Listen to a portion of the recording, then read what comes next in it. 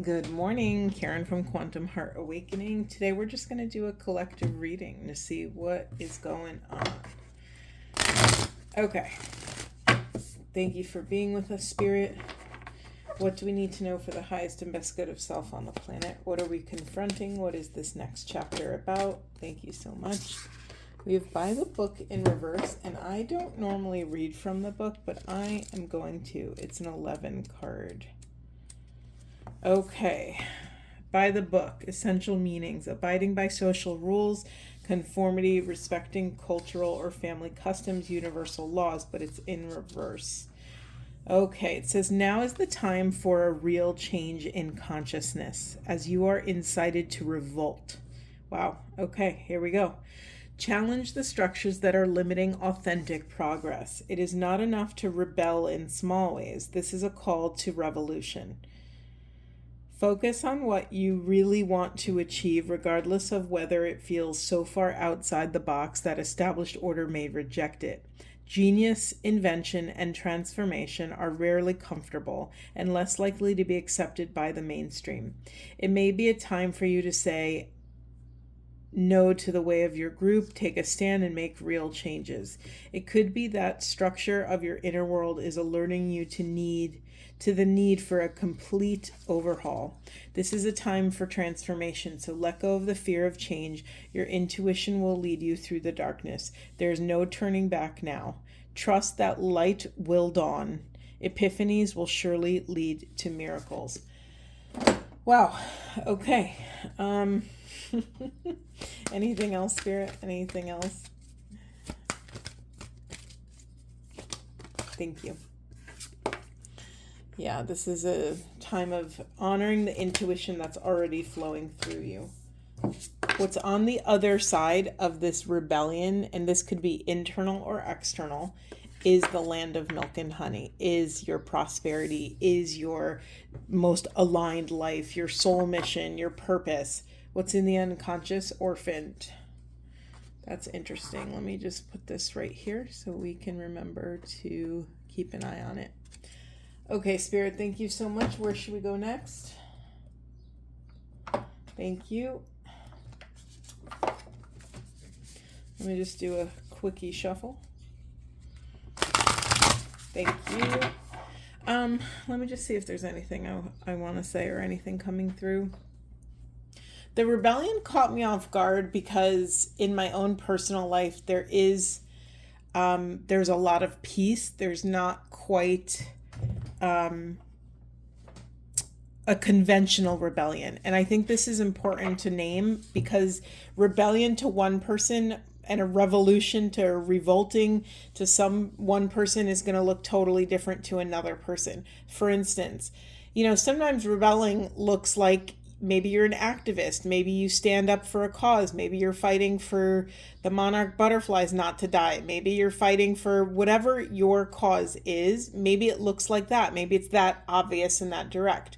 But another kind of rebellion is rest, is pausing, is saying no to your very busy schedule, is calling out of work one day just to give yourself a moment of reprieve, to really, for some of you, rebellion is going on that vision quest that continues to show up in the readings, to carve out space, protected, safe space for you to think and feel about your life. Our nervous systems are often so jacked up in this crazy technologically advanced society. I didn't even want to say advanced. I wanted to say technologically forward, centered society. And so we often can't even hear our intuition when we actually intend to tune into it. Sometimes it takes quite a while to actually hear what's going on in there. So just keep in mind that your personal revolution, your personal revolt might look different than, your typical, maybe you're marching with posters and, in front of a building, or maybe you're saying no thank you to your partner. Maybe you're saying no thank you to your kids and taking time for yourself. Maybe you're not staying late at work. Maybe you're saying no to your boss who still pays you the same but asks you to do their job. It's like it could look a million different ways. Anything else, Spirit? There's, what's orbiting around here is this Carolyn Mace's process. I can't remember the exact steps. I think there are 3 or 4 steps to transformation. And part of it is, the first step, I think, is revolt. It's like what happens when something becomes so revolting to the soul, when it so deeply offends our own spirit. The energy has to move, right? It happened to me. It was during COVID. I worked in the hospital. It was a really crazy, weird time. And every day I walked into that building and my spirit was like clawing, energetically, my spirit was clawing the door jamb, like did not want to enter the building. And there was something really intense about that. And I did it anyway. And I crossed my soul's boundary for many years. And it took a while for me to understand what was happening. And then, it's like, why am I getting sick? Why is my back hurting? Why is this going wrong? It's because my soul was trying to get my attention. That's the other piece of this. If you ignore your truth, if you continue to abandon and betray these parts of yourself that are screaming and not honor what's your authentic reality, it'll start to show up in different ways. It'll start to manifest itself. Usually it comes out of our creativity first, then our relationships, and finally our cellular tissue.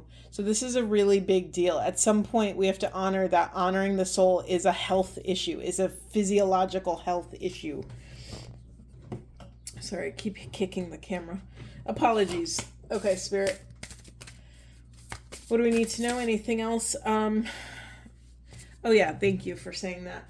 The other part of these messages, collective, is that you already know a lot of this, right? You already know when your soul is the happiest. You already know where it's not the happiest. And it's okay if you don't know where you want to end up. It's okay if you don't have an accurate target. Knowing what you don't want is equally as important as knowing what you do want. It feeds your next step on the journey. It's really, really important. Okay, so what do we need to know about this? What's blocking? We have true love. Yeah, following your heart's deepest truth. This is all about consent and boundaries. We don't realize it, but when we have a deep desire and we do not honor and we continue with the same patterns, we're actually out of consent. We're out of congruence. We're out of congruence with the soul. And then we have heartfelt apology. Oh. And say more, please. Thank you. Wow. This couldn't get any more obvious. We have true love, heartfelt apology, and new love. So originally, me, for those of you who've been watching for a while, I don't play the twin flame angle first. I look inward. I invite you all. I teach you all that way. That's how I start. It's like, what is this reflecting about me and my life? What can I clean up on my side of the street? But this message is so freaking obvious and in my face that I have to honor it. So, as you rebel against the status quo, against your life that is out of alignment, when you start honoring your intuition, when you go after what you truly desire, whatever your version of the land of milk and honey is, of paradise, of your little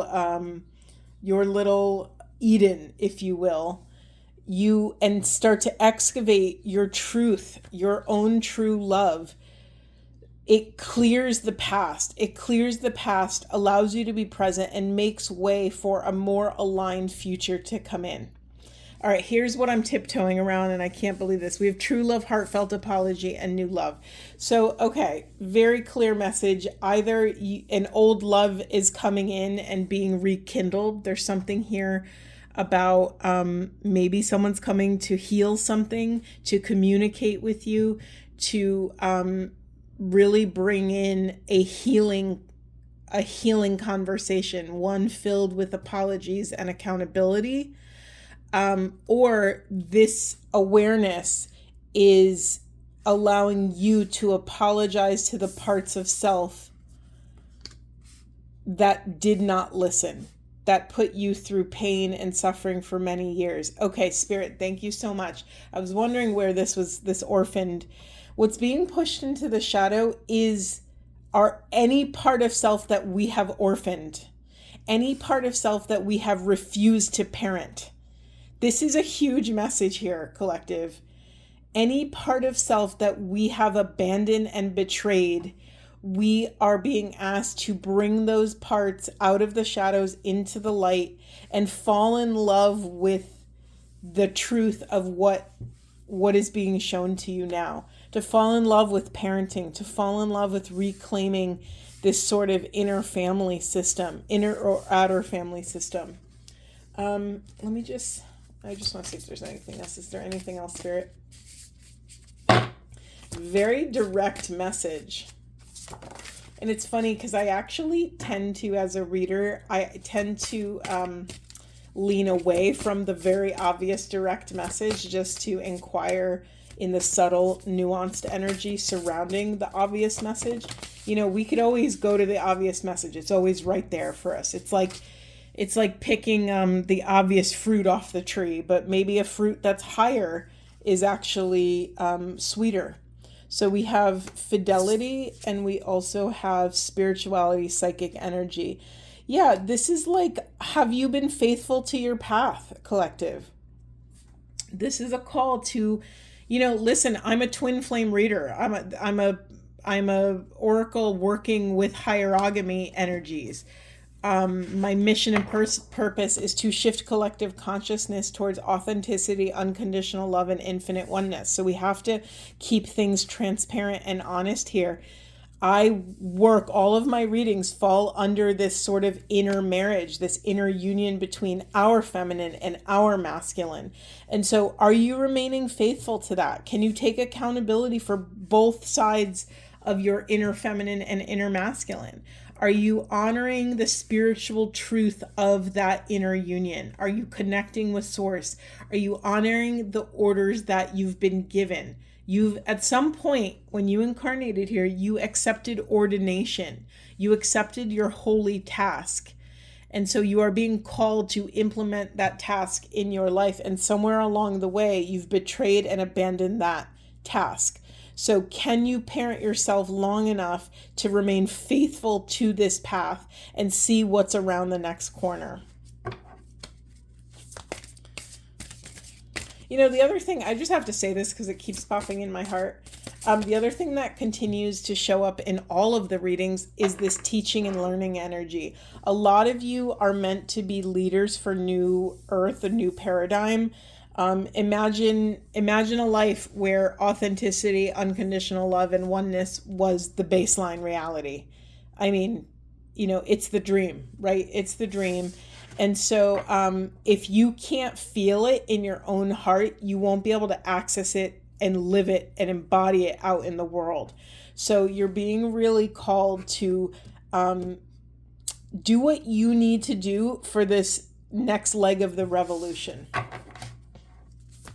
Anything else, Spirit? Anything else? Whew. I burned a bunch of frankincense and it's doing something crazy with my head. Wow. Anything else, Spirit? Anything else? Thank you. Anything else? Nope. Okay. In the unconscious position, we have creativity. Remember what I said earlier? When you don't honor your truth, when you don't honor this path of healing, this path of congruency of the soul, this path of alignment, it first comes out of your creativity. I'll put that right in the center. First comes out of your creativity, then it comes out of your relationships, and finally, when you've abandoned and betrayed yourself enough, it starts to affect your body. It starts to hit you on a physiological, cellular level. It's why we get sick. It's why I'm not going to attribute all of our bodily stuff to this, but it is a wonderful invitation to start thinking like that. Start including your body as if it's like your conjoined twin.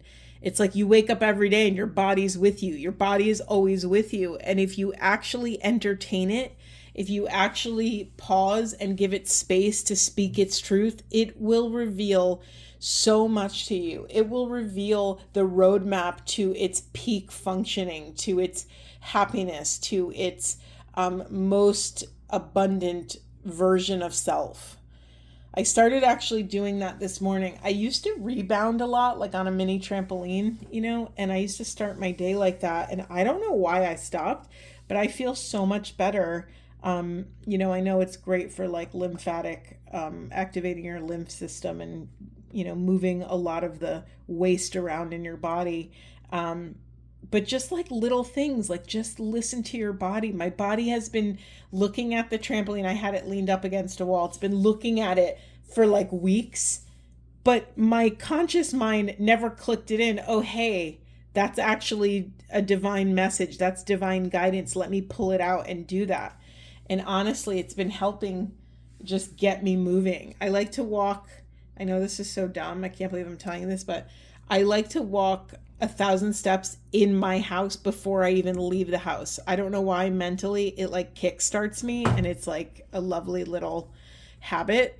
And I haven't been doing that. It's like 100 steps or like, whatever. But if I'm intentional about it, I can reach that. Okay, Spirit, anything else? Where do we want to go? Let's just get some affirmation cards and call it a day. I'm going to try to keep these readings a little bit shorter. All right, Spirit, anything else for this divine collective? Anything else? What do we need to know? What do we need to know for the highest and most good of self on the planet? Thank you so much. We have my energy flows abundantly. Look at that lovely golden faucet. It says, a deep reservoir of energy exists within you. When managed properly, your supply flows endlessly. Limit overexertion and prioritize rest and rejuvenation to function at your highest capacity. Draw upon your reserves as needed to take positive action and revitalize those around you. I wish it said revitalize yourself and those around you. So part of this revolution is getting really clear on your desires, your beliefs, so that you can access wise discernment to set boundaries around those desires and beliefs and take action on whatever is showing up for you. So if you're, what often happens before a revolt is a lot of burnout, a lot of exhaustion, because your soul is so fed up with living the way it's living. So, prepare, and like, here's some just really practical ideas. If you're going to have a particularly difficult conversation with a boss or with a beloved or with whatever, like meal prep, like make some frozen meal or make some meals that you could freeze so that you don't have to function. Like start setting up your life and preparing for this revolution. Maybe start saving money. I don't know why that's coming through, but like if you're leaving a job, they always say it's never good to leave one job until you have another. But you know what? That's also not the reality. Like, that was interesting. I just hit my stool with my bowl on it, and I guess we needed that little clearing for a moment. Thank you, Spirit, for that happy accident. What was I saying? You can start preparing your life. Like maybe it's, they always say to have 6 months of emergency expenses in your, an emergency savings account somewhere. Maybe it's saving a little nest egg so that if you do want to jump ship, you'll be okay for a while. I always have to say this, like none of this is, I'm not telling you what to do, but also like I jumped off the cliff.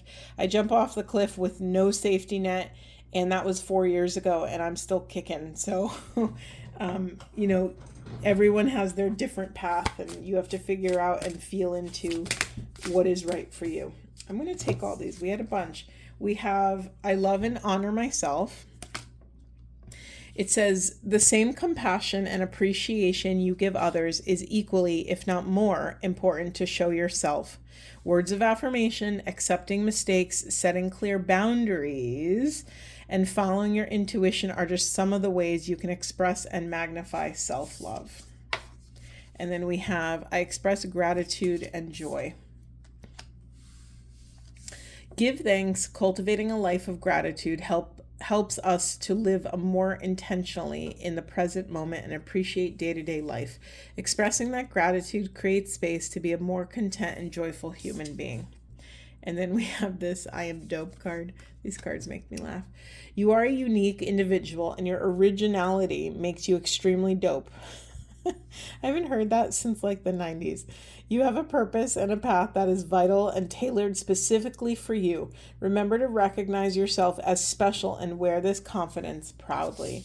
This is really important, collective, to remember and honor your uniqueness. You know, part of what the soul, I think the collective soul is rebelling against is all of this, like stripping away of individuality. You know, nothing is more disheartening to the soul than like seeing an image of an office where everyone, it's like a sea of cubicles.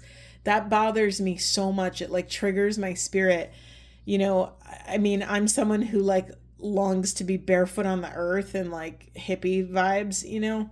I'm actually not, I don't live that way, but that's sort of my comfort zone. Yeah, what's being pushed into the unconscious is, you know, your belief in spirit. The universe is my biggest fan. Some of you don't believe that. Some of you don't believe that if you jump off the cliff, you will be supported. Now, what is that rooted in?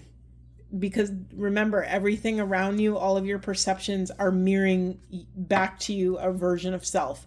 So what is the mirror reflection you're looking at? What is it mirroring back to you about yourself, right? We always come back to self.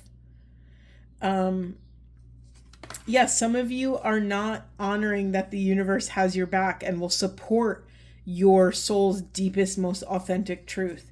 You know, it is such a catch-22. It's such a funny thing that we don't think of all the positives oftentimes with following our soul. I think society has done a really incredible job brainwashing us that if we go against the grain, if we do something unconventional, we will be a failure, we will be homeless and penniless. And, you know, it plays on all of it plays on dysregulating our nervous system. It plays on fear tactics. And it's just not true.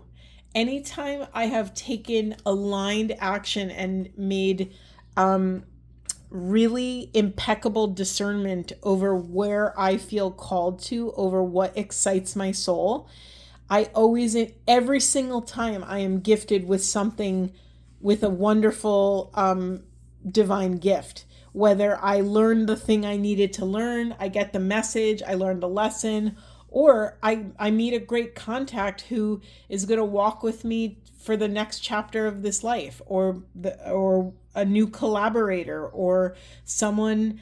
I always tell the story. I wandered into a bookstore one day because my cousin wanted to, and I met this woman who, like, we hit it off immediately, and she's like, "Oh, do you want to work alongside this nonprofit? Like, you want to work together or something?"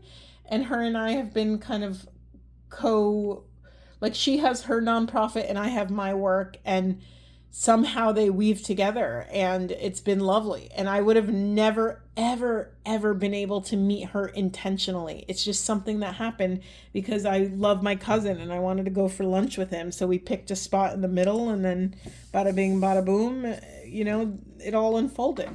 And that's the life that I'm interested in living. I'm interested in living a path of ease and flow and grace and alignment and abundance. And there is a way to create win-win-win my voice just cut out right there. That's interesting. Hold on. Thank you for your patience. There are ways to create win-win opportunities for all parties involved. I think we're so used to in this society of like the competition, the land of opportunity, of kind of like dog eat dog world. But remember, I'm going to try to say this in every reading. We are holding a frequency within our fascia, within our bodies, of a planet that does not exist yet. That's why they always say, be the change you wish to see in the world, because you can't wait for the world to mirror back to you its own evolution. You are the determining factor. You are the evolutionary agent of change. It must start with you, collective. All right, I think I'm going to leave it there. Let's just do a little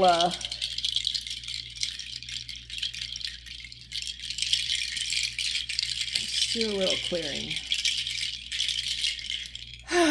Okay, that's all. I'm sending you so much love. I hope this was supportive, and I'll see you in the next one.